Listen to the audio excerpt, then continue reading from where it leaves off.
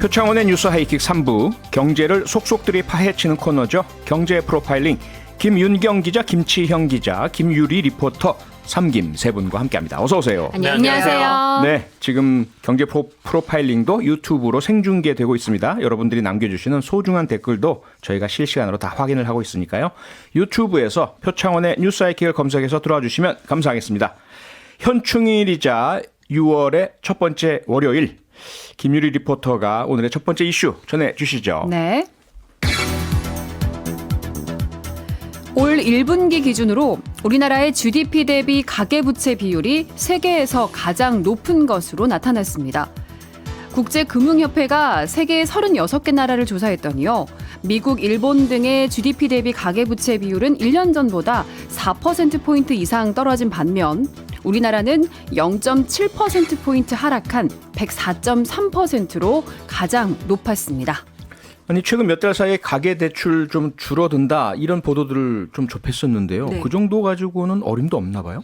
이게 약간 그 집단이 표본 집단이 좀 다르기는 할 거예요. 네. 그러니까 우리가 줄었다라고 얘기할 때는 국내 이제 5대 시중은행 가계대출을 기준으로 얘기를 많이 하는데 예. 실제로 지난해 12월부터 3월까지는 쭉 줄어들었다가 4월에 조금 늘었고요. 네. 5월에는 또 다시 약간 줄었다라는 얘기가 있어서 네. 전체적으로 상승세가 잠잠해지는 거는 맞는데 네. 이제 국제금융협회라는 곳에서 세계 부채 보고서를 냈어요. 근데 올해 1분기 기준으로 봤더니 우리나라 이제 민간의 가계 부채가 우리나라 경제 규모, 그러니까 GDP를 고려를 할 때 네. 거기에 44%인가요?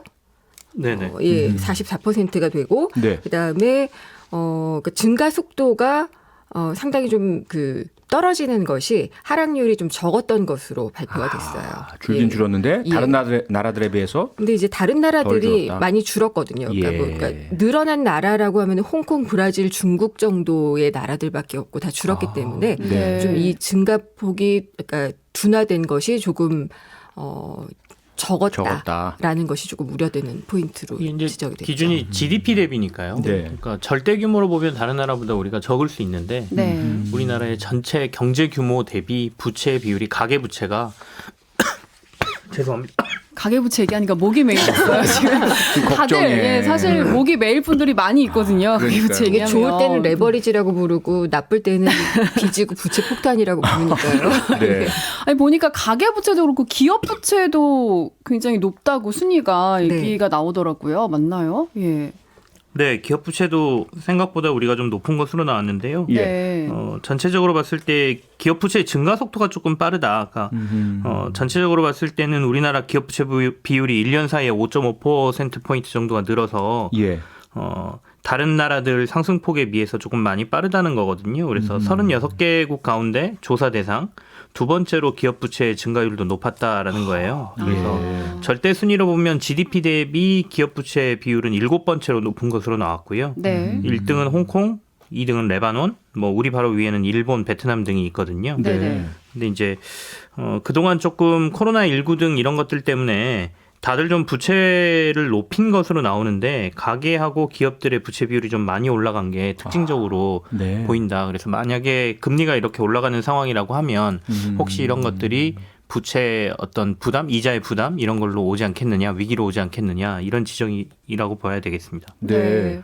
근데 사실 뭐 우리나라 여러 가지 통계 이렇게 보면 세계 기준하고 비교하면 1, 네. 2등 안 해도 되는 거 이렇게 1등 많이 네. 쓰고 이렇게 맞아요. 속상한데 교통사고 사망률 예, 이런 막 거, 그런 것들. 어린이 사망률 이런 거. 가계부채 증가 속도 뭐 이런 것들 보면 1, 2 다투고 뭐 이런다니까 네네. 좀 걱정이 되는데 정부는 괜찮은가요? 정부의 네. 빚, 정부의 부채도 있잖아요. 정부 부채는 GDP 규모의 절반이 안 됩니다. 아, 그래요. 예. 그러니까 우리나라가 25위거든요. GDP 대비 정부 부채 비율이 네. 중하위권입니다. 아, 다행이네요. 그렇게 그나마. 보시면 네. 그러니까 그나마 좀 다행이라고 보이고요. 네. 뭐 아시다시피 일본은 부채가 나라 경제의 2배가 넘잖아요. 그렇죠. 예, 그래서 가장 많은 나라로 나타났고 네. 부채 증가 속도는 아까도 얘기하셨지만 지금 경제가 안 좋은 레바논, 태국 이런 곳들이 상당히 좀 높은 곳으로 나타났습니다. 네. 네. 부채 비율이 높다. 네. 김치영 기자님, 이제 금리가 올라가면 어려움을 겪으시는 분들이 많아진다는 걱정해 주셨는데 금리 올라가는 것뿐만 아니라 경제 상황이 안 좋아질 때 부채가 많으면 가게든 기업이든 큰 부담으로 작용되는 거 아닙니까? 그렇습니다. 근데 앞서 이제 우리가 그건 하나 제가 말씀드리고 싶은데 경제 3주체가 방금 전에 저희가 체크해 본 가게, 그러니까 네. 우리 일반 국민이고요. 그다음에 기업이고 그다음에 정부지 않습니까? 그렇죠. 네. 한 나라의 경제를 떠받치는 건 이 3주체인데 네. 그러면 그동안 우리나라의 이 3주체는 어디가 주로 경제를 떠받치고 있었냐가 이 부채의 규모에서 나타나는 거거든요. 그러니까 가계하고 기업이 떠받친 거예요. 그러네요. 네. 정부의 지출은 적었다는 얘기거든요. 네. 그래서 어떻게 보면 코로나19 상황에서 정부가 조금 더 적극적으로 재정 정책을 펼쳐서 돈을 시중에 풀었어야 되는 것 아니냐라는 데이터라도 저희가 읽을 수는 있습니다. 더 많이 풀었어야 네. 된다. 그렇게 보면 미국이나 다른 기타 국가들은 위기가 왔을 때 정부 지출이 많아서 정부의 부채 비율이 올라간 거고 네. 네. 저희는 가계가 스스로 가계의 빚을 내면서 가계 부채 비율이 올라갔다. 이게 뭐 부동산의 영향일 수도 있지만 이렇게도 예. 해석할 수 있는 부분이어서 네. 어허. 이거는 조금 더 고민이 필요한 부분도 있다라고 보여지고요. 네. 말씀하신 것처럼 지금 이제 금리가 올라가는 상황이기 때문에 이 부채 비율이 많은 곳은 아무래도 금리가 더 올라가고 위기가 오면 바로 타격을 받을 가능성이 더 높아지는 거죠. 그래서 특히 가계부채 부분은 부동산 시장하고도 연결돼 있기 때문에 네.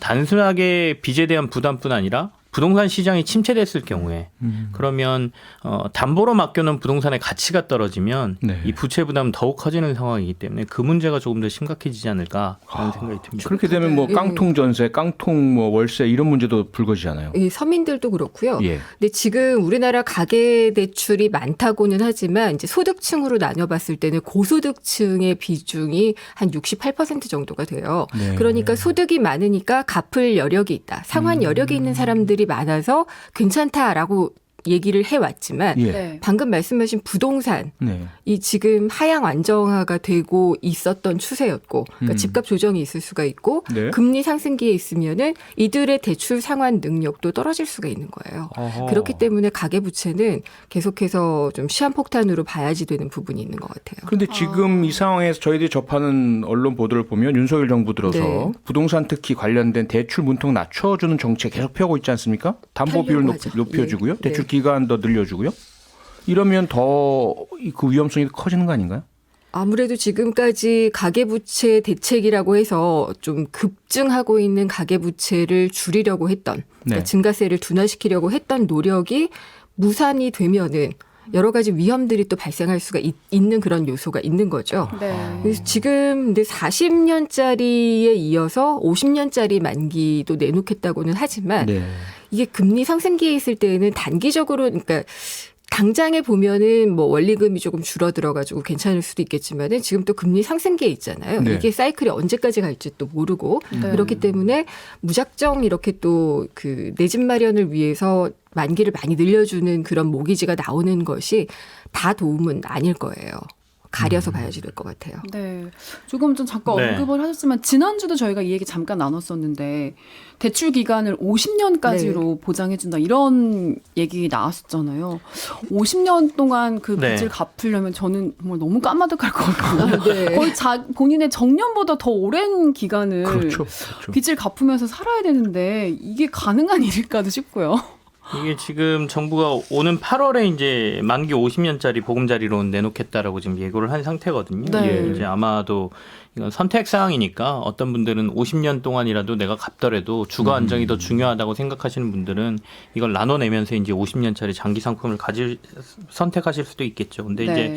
주택담보대출이나 주택대출의 가장 핵심은 저는 그건 것 같습니다. 저희가 이제 규모를 보고 굉장히 두려워할 수는 있는데 네.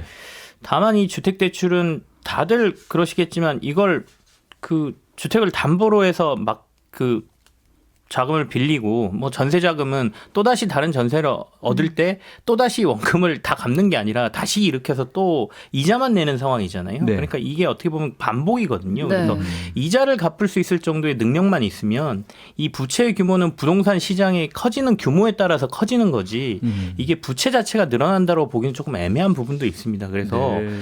부동산 시장만 그렇게 크게 위험이 닥치지 않는다라면 네. 이 우리가 생각하는 것보다 이 가계부채 이 위험성은 조금 적을 수 있다라는 생각을 저는 개인적으로 조금 하고 있고요. 네. 네. 50년짜리, 40년짜리의 이 만기 대출 상품은 저는 그래서 개인적으로는 나와도 되는 상품이다. 좀 더 적극적으로 정부가 권장해야 된다라고 생각하는 게 네. 주거 안정을 위해서 돈을 못 빌려서 문제인 거지. 사실 지금 집이 없어서가 문제지. 집을 구할 수 있다면 내가 장기 상품으로 저리에 뭔가를 빌려서 살 수 있다면 네. 그건 충분히 선택 가능한 옵션이라고 생각이 됩니다. 김치영 네. 기자님 계속 말씀 주시는 전제는 금리 그리고 이자를 네네. 부담할 수 있다면 네, 맞습니다. 저리라면 이런 전제를 붙여주셨어요. 네네. 그런데 지금 좀 전에 김윤경 기자님께서도 금리 상승 기조가 얼마나 지속될지 모른다라는 말씀 주셨고 현재 상황 금리가 계속 오르고 있는 그런 추세 아닙니까? 네, 전 세계적으로 지금 금리는 오를 수밖에 없는 그런 상황이거든요. 네. 일단 풀어놓은 유동성이 너무나 많아서 걷어들여야지 되는. 그렇죠. 그리고 걷어들이기가 필요한 또 인플레 상황이 전개가 되고 있기 때문에 네. 사실 최근에 뭐 캐나다 은행, 멕시코 중앙은행 이런 데가 한꺼번에 0.5%포인트씩 올리는 빅스텝을 2번씩 네. 예, 하기도 했고요. 그러니까요. 그다음에 뭐 가장 지금 관심을 끄는 건 미국이죠. 네. 네. 그래서 미국이 지난달에 0.5%포인트를 올렸고 또 공격적인 금리 인상을 할 것이다. 이게 거의 지금 기정사실화가 되어 있고 예. 9월에는 중단할 수도 있다라는 얘기도 있는데 지금 물가를 보면은 8%대 상승률이기 때문에 네. 사실은 9월에 중단하기는 쉽지 않을 것 같다는 생각이 들어요. 네. 그리고 유럽 중앙은행도 금리를 올리고 이렇게 되면은 적어도 한 뭐 7월, 8월, 9월 이럴 때까지는 계속해서 금리가 올라가는 기준금리가 올라가는 네. 그런 모습들이 보여질 거기 때문에 따라서 또 시중금리는 오를 것이고 예, 그래서 금리 인상기는 상당 기간 지속되지 않을까 싶어요. 네. 알겠습니다. 이 금리가 오를 때 다들 좀 유의해 주셨으면 좋을 것 같고요. 다음 이슈로 넘어가 볼까요? 김유리 네. 리포터. 물가가 계속 오르고 있습니다. 통계청이 발표한 5월 소비자 물가지수가 작년 같은 달보다 5.4% 상승했는데요. 2008년 8월 이후 13년 9개월 만에 가장 높은 수준입니다. 글로벌 공급망 차질과 함께 코로나19로 억눌려 있던 소비 수요가 회복한 것이 가장 큰 원인으로 분석되고 있습니다. 경제 프로파일링 코너에서 물가 얘기 몇 차례 계속 해오고 있는 상황이지 않습니까? 요즘 그런데 정말 올라도 너무 오른다 이런 얘기가 계속 나오고 있습니다. 하이킥이에요. 아 물가 하이킥. 웃으면 살 얘기는 아닌 것 맞아요. 그런데요, 네네. 진짜. 5월 물가가 지금 그 5.4%로 네. 나왔거든요. 예. 그래서 14년 만에 지금 최고고요. 아. 자세히 들여다보면 뭐 경유값이 45.8% 오르고 치킨은 10.9% 오르고 국수가 33%, 뭐 식용유는 23% 올랐다라고 얘기가 되고 있는데 예. 이게 사실은 지난 5월 26일에 기재부 방기선 1차관이 5월 소비자 물가가 5%대가 나올 것 같다. 5%를 넘어설 것 같다라고 일단 예고는 했습니다. 네. 그래서 네. 금융시장에서는 이 5%의 물가를 이미 예상을 하고 있어서 여기에 크게 놀라거나 이러지는 않을 것 같긴 한데요. 근데 네. 문제는 뭐냐면 이게 정점이냐가 문제거든요. 그러니까 이 5%의 물가 그 이상이 나올 것이냐 아니면 여기서 이제 이게 꺾이면서 내려갈 것이냐의 논란이 시장에서는 좀 있을 것 같고요. 네. 우리 서민들 입장에서도 여기서 멈춰주고 조금 하락세로 돌아선다면 다행인데 여기서 더 올라간다면 정말 요즘 장 보러 가면 네. 뭐 제가 자주 보진 않지만 그래도 가끔 와이프가 명령을 해서 갔다 와 보면 이게 웬만해 가지고는 쉽게 장 보기가 힘든 상황이 되고 있습니다. 아, 저도 사실 제가 밥상을 차리는 입장에서 네. 너무 뼈저리 느끼고 저는 오늘 좀 충격을 받았던 게 동네에 작은 갈비탕, 냉면 이렇게 네. 파는 식당이 하나 있거든요. 네. 그래서 아이들하고 같이 먹으려고 저는 냉면을 먹고 아이들 갈비탕 시켜줘야겠다 해서 갔는데 갈비탕 메뉴가 없어진 거예요. 너무 비싸서 못 파신다는 거예요. 아. 네. 한 그릇에 2만 원에 팔면 드시겠어요? 이러시는 아이고. 거예요. 그래서 12.2% 올랐어요. 네, 지금. 그래서 예. 그냥 나와서 동네 김밥집으로 다시 발걸음을 옮겼거든요. 아이들은 냉면을 네네. 먹이기가 좀 그래서. 네. 그래가지고 저는 오늘 좀 충격을 받았는데 근데 이게 정부도 뭔가 뾰족한 수가 없는 건가요? 인플레가 심각하다는 거 모르는 사람 지금 없을 없죠. 거고 이렇게 예. 계속 오르고 있는데 지켜만 볼 수밖에 없는 건지 좀 사실 답답해요. 김밥집 가셨다 그랬는데 김밥 가격도 10%까지는 아니지만은 그 언저리까지 많이 올랐어요. 아. 편의점 도시락 가격만 지금 거의 동결 상태를 유지를 하고 있는 것 같고 아. 우리 먹을 것, 그러니까 입에 들어가는 것들의 가격은 상당히 좀 많이 오르고 있는데 네. 곡물 가격이 일단 지금 곡물 생산 때문에 예, 뭐 이런 것들이 좀 영향을 주고 있는 것들이 상당히 좀 많이 있고 예. 그다음에 이제 에너지 가격 러시아가 우크라이나를 공격을 한 것, 네. 그다음에 이제 글로벌 공급망이 다 회복이 안 된 것, 이런 것들이 다 지금 복합적인 위기가 되고 있어가지고 예. 대외적인 변수 때문에 물가가 오르고 있기 때문에 정부가 사실 할 수 있는 몫이 크게 없다라고. 없다까지는 아니지만 뭐 지난번에 이제 관세 같은 네, 것들을 네. 좀 많이 내려줬고 네. 또 뭐 부가세도 내리겠다라고 얘기를 했지만 실제로 판매자가 최종 판매자가 그 가격을 내리지 않는 한 물가가 잡히는 효과 이런 거를 좀 느끼기는 좀 어렵다는 지적이 나오고 있죠. 네. 이제 뭐 정부가 할 수 있는 게 공공요금 조금 인상을 동결한다든지 잡고 있는 것, 그다음에 말씀하시는 것처럼 관세 같은 거 없애줘서 수입 물가를 낮춰주는 건 뭐 이 정도지 사실 정부가 할 수 있는 것들이 그렇게 많지 않거든요. 근데 네. 다만 한 가지 생각해야 될 것은 이 시기에 다들 어렵고 원자재 가격이 올라서 어쩔 수 없다라고는 하지만 상장사들 기업 실적 딱 뜯어보면 이익률 높아지고 있거든요. 네. 그 얘기는 어디선가 이익을 누군가 가져가는 사람들은 있다는 거예요. 그게 보통은 유통 과정입니다. 예. 유통 과정에서 저희가 유가 오르면 유가 떨어질 때, 유가 오를 때 약간의 시차를 분명히 소비자는 느끼잖아요. 네. 그 안에서 가지고 있던 재고 물량의 가격을 올리거나 하면서 이익을 보는 사람들은 있거든요. 네. 그래서 그 유통 과정에서의 그런 것들을 정부가 철저하게 2단계에서는 물가가 이렇게 오르는 인플레이션 상황에서는 좀 점검을 해주고 그런 부분에 대한 걸 철저하게 해주지 않는 이상 지금 이 과정에서 정부가 할 수 있는 역할은 그렇게 많지 않다. 그나마 그거는 좀 해줘야 된다라고 네. 보여집니다. 네. 일단은 좀 말씀 주신 뭐 세제 부분이라든지 유통 과정에 대한 점검 관리라든지 이런 것도 있지만 앞서 말씀해 주신 정부의 역할, 경제 주체로서 돈 풀기가 있잖아요. 네, 그 돈을 많이 풀면 또 물가가 올라가고 또 줄여버리면 어려움이 또 생기고 어떻게 되나요? 단순하게 이제 돈줄을 푼다, 뭐 추경을 많이 한다 이렇게 해가지고서는 그게 이제 인플레를 유발할 가능성 물론 이론적으로는 있어요. 예. 네. 그래서 이번에도 또 뭐 보면은 금융연구원에서 낸 그 보고서에서 정부가 섣부르게 돈을 많이 풀게 되면은 지금 경기 침체 위기보다 인플레 위기가 더 높은데 아하. 우선순위를 제대로 못 둔 것이다. 인플레부터 잡아야지 되니까 긴축 사인을 확실하게 주는 게 중요하다라고 이제 냈는데 예. 저는 이게 하나의 또 의견이라고 생각을 하고요. 지금 물가가 저희가 5%대 그러니까 굉장히 빠르게 상승하고 있는 거는 맞아요. 3%대가 지난해 10월이었으니까 굉장히 빨리 오르고 있는 이런 상황을 막는 것도 중요한데 물가가 오르면은 저소득층 상당히 좀 어려워지거든요. 아, 예, 그렇죠. 그러니까 그 파장이 더 많이 가는 것이기 때문에 지금 추경하고 있는 거는 아무래도 어려우신 분들 먼저 돕기 위해서 그렇죠. 한 거잖아요. 네. 그래서 저는 약간의 좀 정치적인 해석이 들어갈 수도 있는지는 모르겠지만은 그 재정을 무조건 그 늘리지 말아야지 된다. 뭐 지금 재정도 긴축으로 가야지 된다라는 의견에는 동조하지는 않습니다. 아, 네. 네. 재정의 역할이 무척 중요하군요. 잘 좀 했으면 좋겠습니다. 네. 그리고 물가 얘기하면 또 유가 얘기를 빼놓을 수가 없는데 국제 유가라도 좀 떨어지면 좋겠는데 이거는 네. 뭐 이제 저는 약간 포기 상태라고 해야 되나요? 아하. 오르면 올랐지 이건 떨어지진 않더라고요. 뭐 유류세 인하 얘기도 있었는데 별로 이제 체감이 안 되고 네네. 예. 워낙 국제유가가 많이 올라버려서 네. 사실상 그 유류세 인하의 효과를 전혀 못 봤다라고 봐야죠. 체감적으로는. 네.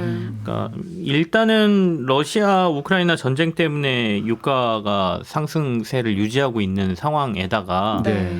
이제 중국이 봉쇄를 이제 풀면서 중국의 그 유류에 대한 수요가 다시 늘 거라는 게 지금 요즘 국제 유가를 다시 올리는 상황이거든요. 예. 그래서 네. 100달러 이하로 내려갈 것처럼 보이던 게 국제 유가가 지금 배럴당 110달러, 120달러 이렇게 지금 계속 가고 있습니다. 그리고 최근에 나온 전망은 150달러 이상도 갈 수 있다는 얘기가 지금 나오고 있어서 네. 유가의 부담은 당분간 지속될 가능성이 높은데 원래는 계절적으로 보면 지금부터 유가는 좀 약세를 보여야 되는 상황입니다. 그러니까 겨울철 수요가 좀 많고요. 네. 겨울철 수요가 지나고 나면 이때서부터 풀려야 되는데 네. 아직 그런 상황이 안 보여서 유가가 굉장히 부담스럽죠. 네. 하다 또 유가가 지금 오를 타이밍이 아니다라고 하셨는데 오를 타이밍인 게 또 생겼어요. 그 김치현 기자 여기 들어오기 전에 넷플릭스 가입을 해지했다고 하셨잖아요. 미국인들이 넷플릭스를 해지하고 네. 휴가지로 떠나고 있다고 합니다. 드라이빙 시즌이 오고 있는 거거든요. 네. 그러니까 그 원유 수요가 늘어나는 곳들은 점점 늘어나고 리오프닝에 따른 네. 이런 그렇네요. 수요는 유가를 올릴 수밖에 없는 상황입니다. 항공기 기름 많이 네. 먹잖아요. 아, 그렇군요. 그런 일이 또 있군요. 예, 저희들 잠시 광고 듣고 또 바로 돌아오겠습니다.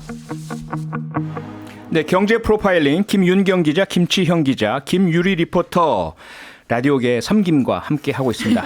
김유리 리포터 다음 이슈 말씀해 주시죠. 네. 대표 IT 기업인 네이버와 카카오가 새로운 근무 방식을 채택하고 있습니다. 네이버는 다음 달부터 사무실 출근, 원격 근무 등 근무 방식을 회사가 아니라 직원들이 자유롭게 선택하는 근무제를 도입한다고 밝혔고, 카카오는 이른바 메타버스 출근을 공지했다가 직원들의 반발에 따라 추가 보강책을 찾는 쪽으로 선회했습니다. 근무 방식을 직원들이 정한다. 와, 이게 상상도 못하던 일인데. 선지가 개벽한 일인 거예요. 이게 실제인가요? 현실이 되고 있습니다. 네. 와, 가능해진 거죠, 실제로?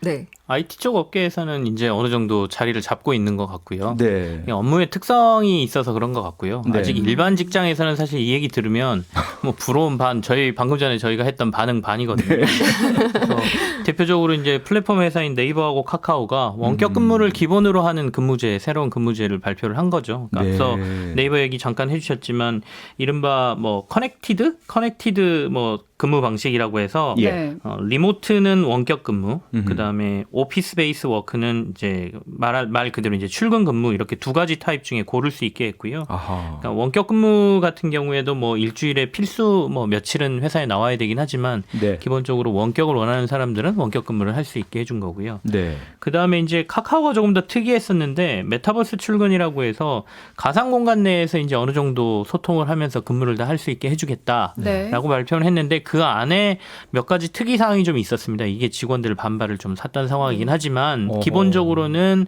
코로나19 때 시행했던 원격 근무를 기반으로 해서 좀 더 자유로운 근무를 보장해 주겠다라는 게 어떤 전체 발표의 핵심이었다고 볼 수 있겠습니다. 네. 카카오의 관리 모드가 좀 강했던 거죠. 메타버스 내에서의 관리 모드요. 예, 그래서 업무 시간 중에서 네.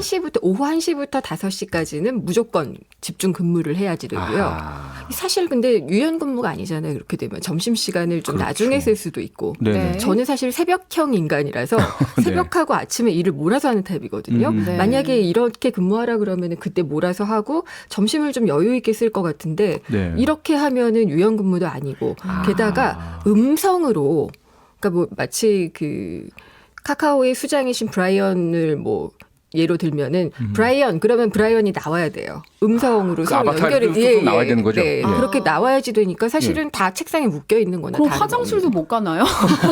이거 어떻게 해요? 물도 예. 못 마시러 가야 되나요? 그걸 이거 뭐 IT 어떡하죠? 기기를 들고 가면 되겠죠. 어쨌든 그게 메타버스 근무라는 네. 거였는데 것에 이제 그 문제가 되는 부분이었는데 아하. 그래도 원격 근무, 재택 근무에 대해서 원천적으로 인정을 하고 들어가는 것이었기 때문에 그러네요. 뭐 네이버와 마찬가지로 긍정적으로 좀 생각을 하고 있는 것은 맞는 것 같아요. 네.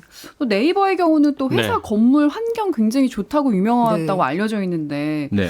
회사에 나오지 않고 일해도 된다 이러면은 다들 오히려 좀 싫어하는 분도 있어요. 그 복지 혜택을 못 누리니까요. 그렇죠. 그래서 직원들 반응은 어쩐지 궁금해요. 원격 근무하라고 해놓고 돈 들여서 회사는 이렇게 좋게 지었냐는 얘기도 사실 좀 나왔거든요. 네. 예. 아마 유튜브나 이런 데서 보시는 분들도 계시겠지만 안에 뭐 별다방 카페도 들어와 네, 있고 맞아요. 병원도 들어와 있고 뭐 굉장히 잘 돼 도서관도 있습니다. 멋지게 네. 크게 있어요. 네. 지금. 그래서 온갖 게 다 있는데 네. 그래놓고는 집에서 근무하라 그랬다는 뭐 얘기도 있긴 하지만 네. 예. 회사들의 고민이 이제 드러나는 부분입니다. 그러니까 IT 업무 특성상 굳이 같이 모여서 협업을 하지 않아도 자기 프로젝트만 하면 되는 그런 것들이 있기 때문에 네. 그렇게 돼버린 거고요. 다만 그렇게 안 해주면 또 IT 개발자들이 다른 회사로 넘어가 버리거든요. 네. 그렇기 때문에 이 개발자를 잡아두기 위해서 원격 근무를 선호하는 경우도 있고요. 아. 그래서 근무에 대한 개념 그다음에 업무의 어떤 시간의 개념들이 바뀌고 있는 상황이 지금 플랫폼 회사에서는 확실하게 드러나고 있다는 점이 이번에 보여졌고요. 네. 아마 이것들은 다른 대기업들이나 이런 데에서도 앞으로 시도가 계속 이루어질 거다 이렇게 보여집니다. 네. 코로나를 통해서 우리가 디지털이라는 게 이런 환경이 가능하다고 확인을 한번 시켜줬고요. 그렇죠. 그다음에 저는 일하는 방식에 대한 생각이라는 건 결국 사회 변화와 맞물려 있다라고 생각을 하고 있고 네. 지금 사람들이 중시하고 있는 것은 어떻게든 지금의 한계를 극복하고 더 잘 살고자 하는 거잖아요. 그렇죠. 그 욕구가 이렇게 반영이 되고 있는 거기 때문에 네. 회사들이 적극적으로 이렇게 검토를 하고 변모를 꾀하는 것이 긍정적으로 느껴져요. 네. 아, 뉴스아이킥도 혹시 재택근무로 원격으로 진행을 할 수 있으면 메타버스로 네, 경제 프로파일링 오늘 여기서 마쳐야겠습니다. 함께해 주신 김유리 리포터, 김치영 기자, 김윤경 기자 세 분께 감사드립니다. 수고하셨습니다. 네, 네, 감사합니다. 감사합니다. 평일 저녁 6시 5분에 여러분을 찾아갑니다. MBC 라디오 표창원의 뉴스 하이킥.